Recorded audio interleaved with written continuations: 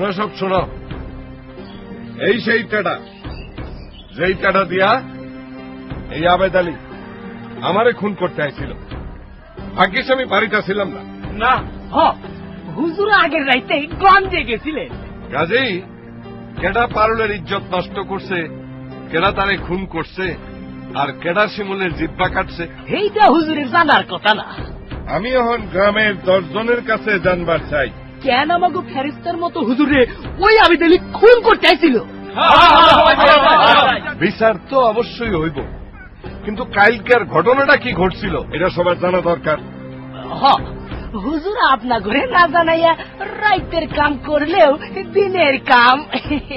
বেয়াকুব বিয়াকুব না হুজুর, আমার নাম ইয়াকুব। ঠিক আছে, আমি চুপ। এই আবেদ আলী শুধু আমারই খুন করতে চায় নাই, আসনের সময় এই নিজাম আর নিতাই দোপারেও খুন করতে চাইছে। না না, আমার ঘরে খুন করতে হয় নাই, খালি ডর দেখাইছে। ওই মেয়েরা, তার মানে কিছু বুঝছ? তার মানে আবেদ আলী তার মাইয়া আর পোলার শোকে পাগল হয়ে গেছে। যারেই সামনে পাইব তারই ওই পারুলের খুনি ভাইবা খুন করতে যাইব।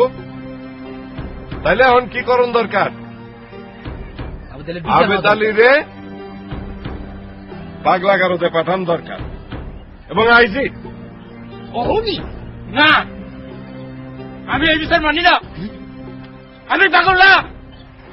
কালু, নিজাম ভাই, তোমরা কও আমি পাগল না।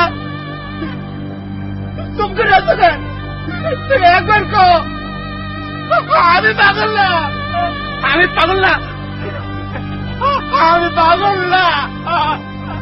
আমি পাগল না। বিধি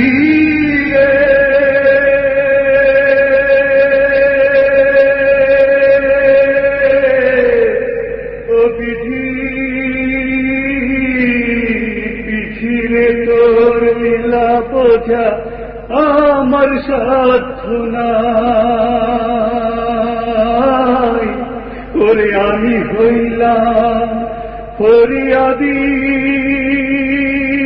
বিধি, আমি হইলাম ফরিয়াদি, তবু আমি শাস্তি পাই বিধি।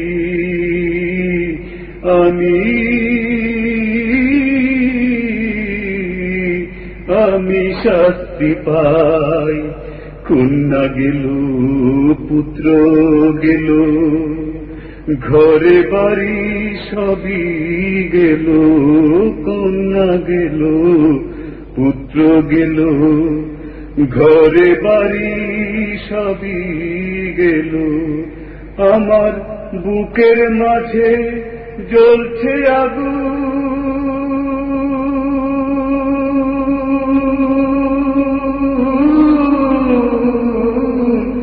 আমার বুকের মাঝে জ্বলছে আগুন। কাহারে জানাই বিধি, আমি কাহারে জানাই। তোমরা আমি তো স্যার এইভাবে গানটা কইলা যেতেছো? ময়না, ওই পাগলা গারদে লইয়া যাইতেছি। পাগলা গারদে? আমি নাকি পাগল? ওরা কয় আমি নাকি পাগল হয়ে গেছি। আমি কি পাগল? তুই কো আমি কি পাগল? আপনাকে যারা পাগল কয় তারা পাগল। আমি পাগল না, আমি পাগল না, আমি পাগল না, আমি পাগল না।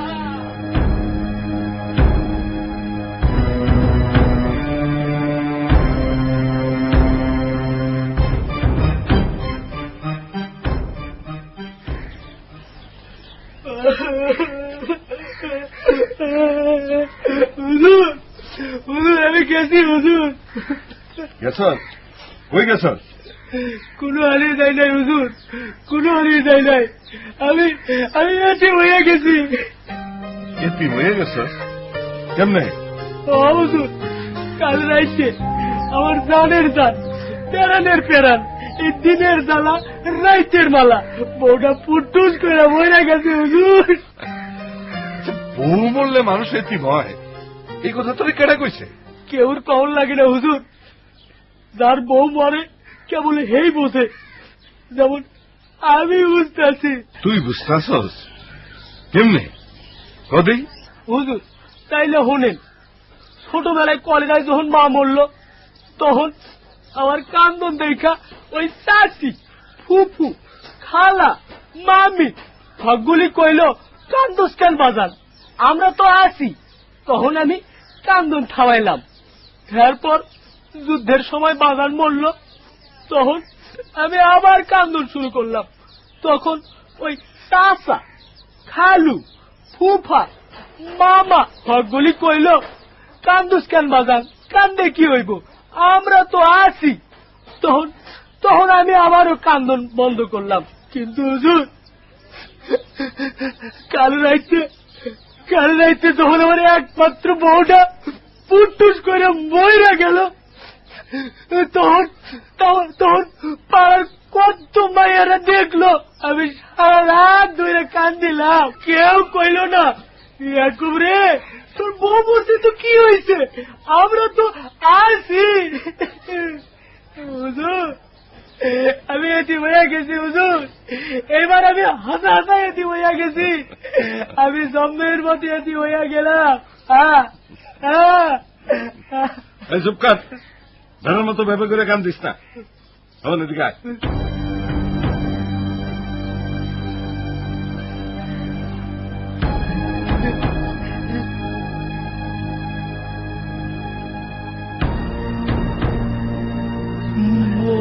ময়না, ময়না আমার সোনার ময়না, ময়না ও ময়না কোথায় তুমি, ও ময়না গো, ময়না গো, ও ময়না রে আয় না কে আইসে, আমি দেখি নাই।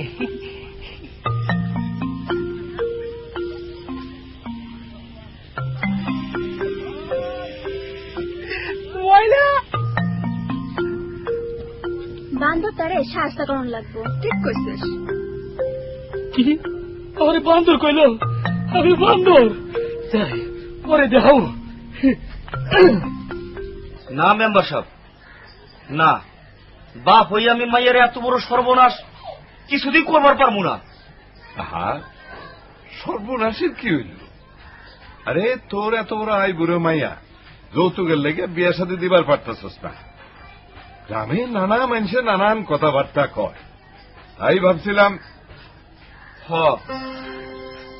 গরিবের ঘরে মাইয়া শেয়া না হওয়া আর গলায় ফাঁস লাগিয়া কি কথা, তাই বলে তো মাইয়ার আত্মবাহিনী গাঙ্গে ফলাইতে পারি না। আত্মা বান্ধা গাঙ্গে ফলানোর কথা কইতেছস কেন? আরে ইয়াকুবের মতন জামাই পাওয়া তো হইল